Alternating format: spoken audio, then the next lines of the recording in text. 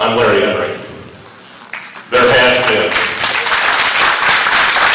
filed at the Department of Education.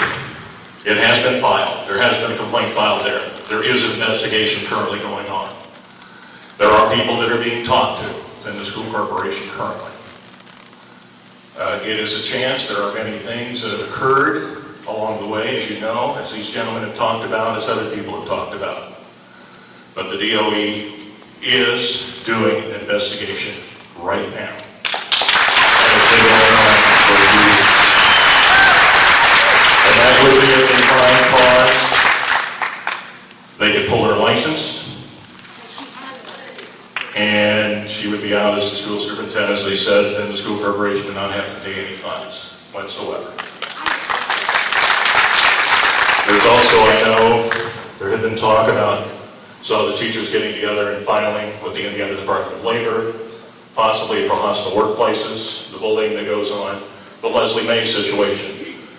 Leslie deserved much, much better than what she got. And I want to thank Rod Crane for standing up that night, trying to get that point. Lady gets there with undergoing chemo, radiation, and it's not completely 100% herself. You go back and look at what Bollinger said that night, you'll be ill. When he was trying to defend her and say, look, she's under the weather. This isn't the way she normally acts. And Bollinger basically was wanting to file criminal charges against her at that point in time. It was a terrible thing. And there have been things going on. I'll be up front. I'm not originally from Madison, Indiana. I'm from Austin, Indiana. But I spent 2 years subbing at the high school and the junior high. That's where I got to meet Kevin. He and I used to sit down like he does with the students at lunchtime and talk about the schools. Talk about finding good teachers to bring into Madison Consolidated Schools, how tough it was that you had to go read other schools. And he and I got to know each other. But I also got to know the custodians. I got to know the people in the cafeteria. I got to know the teachers. I got to know the bus drivers.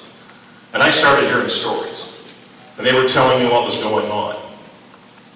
And I said, really? This is going on? I never heard of such things happening in the school corporation. That's why in 2014, I decided to run for school board. And I'm glad I got Rod Crane to run for school board that year, because one of us made it on the board. Thank goodness. It's better to have one voice than no voice on the school board. And I'm glad Rod made it. Because there are things that need to be done. And this with Bollinger going after Kevin. It's been going on for a while, quite a while. In fact, if you go back to June 24th, 2014, I have notes on it, kind of a notes guy. Approval of administrative contracts. That night they listed them, it's in the minutes. All these people had 2-year contracts except Kevin Yancey and Missy Demery. I knew there was a problem. Wait a minute, why did he get 1 year and the rest got 2 years? I think I even brought it up to him at the point in time. I said, something going on. And there have been things that have gone on and want to get this change. And the way they did the change, that's got to bring everybody. You put it in the personnel report. And I think that personnel report got changed with an addendum. Not long before the school board meeting actually was held that night. But they put that in there, and they were creating a position and moving him into a position, all in a vote that no one would know about, but thanks to Jeannie, she brought it up. And we had it out there.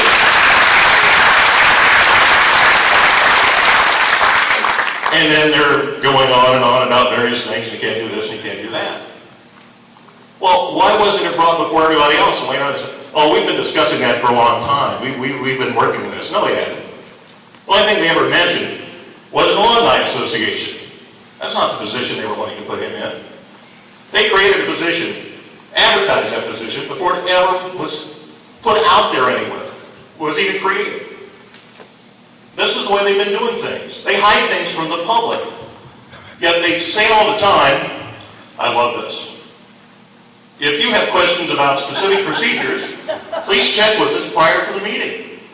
Involved and informed parents and citizens are our best guarantee of excellence in our public schools. Wow! We want to hear from you. you can't talk. Then they started this whole crazy thing about, well, you can only comment on the action agenda items, and you have to sign up before the school board meeting. What are those items? We can go down the list and see them, but you probably don't have a clue what they are.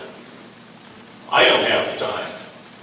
And that's been like that since the beginning of 2015. Even though she said this whole thing was in before she was the school board president, well, technically maybe, January 2015, Joyce Imbel was voted in as the president of the school board, and that was the first time it showed up on the agenda, that you were limited. Before that, you could speak. Pat Wright was the last person to actually make public comment in the open at a school board meeting, December 10th, 2014. And so they've limited your input. It's your schools. You want to find out what's going on. They don't even discuss things. They've already decided what they're going to vote most of the time. Wouldn't you like to know what went into this decision? They work for you. They work for you. And this whole thing, well, this is not a public meeting, but it's a meeting in public? Come on. Give me a break on that stuff. You know, I just feel badly about the teachers that I saw that worked so hard, so very hard in those schools. And yet we had a school board, and I'll leave a couple that are over here out, that decided to move the fifth graders to the junior high. Really? I think a lot of parents were against that. Then they decided they're going to close the OMC out of the blue one day. Now, I know a lot of people are against that too. And that really goes back to 2013 or before they've been wanting to close the OMC. And then they do what they did to Principal Yancey. And they did this away from public eyes, or at least tried to.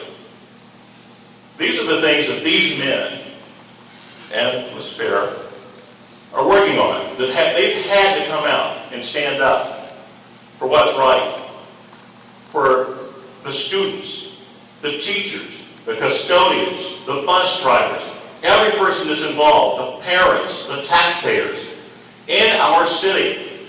Madison Consolidated School, and what goes on reflects on our entire community. We've been on TV in Louisville about all of this that's gone on. What does that do to our image of our city? It puts us down. Do people want to move here? Do teachers want to come here? Do new principals, if they should ever hire one, which they really shouldn't. We've got some pretty good principals right here in town, and hopefully someday Leslie May, who beat cancer the last time I heard from her.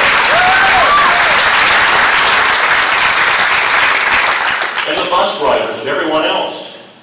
We want them to be proud. We want them not to be afraid. We want them to do the best job they can. I think this school corporation, what it once was, one of the crown jewels of Indiana.